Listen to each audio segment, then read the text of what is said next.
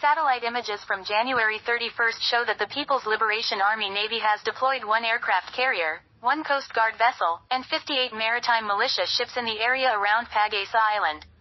This deployment is particularly noteworthy given the island's strategic significance. Ukrainian origin carrier leads China's bold move into Japan's waters. Pag-asa Island, also known as Thatu Island, is not only one of the key islands in the disputed Spratly Archipelago but also a strategic asset for any country trying to assert dominance over the South China Sea.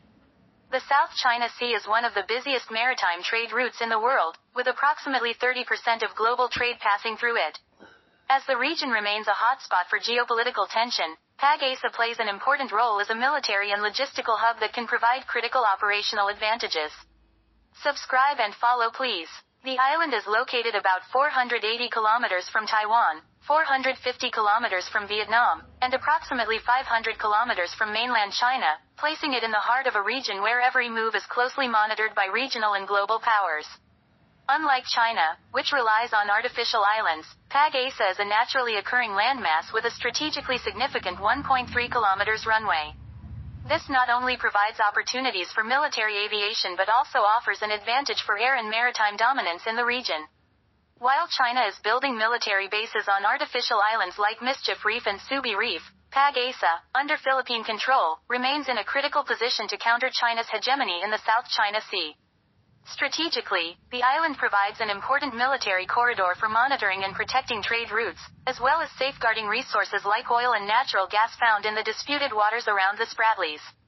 China claims nearly the entire Spratly Archipelago, putting the country in direct confrontation with international laws and the territorial claims of its neighbors. Pag-asa Island has thus become not only a physical but also a symbolic fortress for the Philippines, strengthening their position against China's ambitions. For Taiwan, which controls Taiping Island, the strategic balance in the region remains sensitive, as Pag-asa offers a more convenient platform for monitoring China's military progress. As part of the broader South China Sea struggle, Pag-asa is more than just an isolated island. It is a key military and logistical point that provides a strategic advantage to any nation capable of controlling it. Amid growing Chinese influence and strong territorial claims, this island remains one of the primary battlegrounds for future geopolitical clashes in the region. The presence of a carrier, Coast Guard, and militia may be a tactic for controlling and monitoring these critical sea routes, ensuring dominance over the sea, and enabling rapid response if necessary.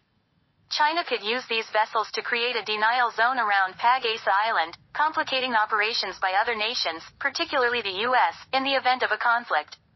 The presence of a carrier, Coast Guard, and militia allows China to carry out missions to deter potential threats or intruders into its territorial claims. The aircraft carrier offers the ability to project military power and demonstrate strength, while the Coast Guard and militia can conduct regular patrols, ensuring constant presence and control over the area. This could also be a method of exercising control over fishing resources and potential natural resource deposits in the region.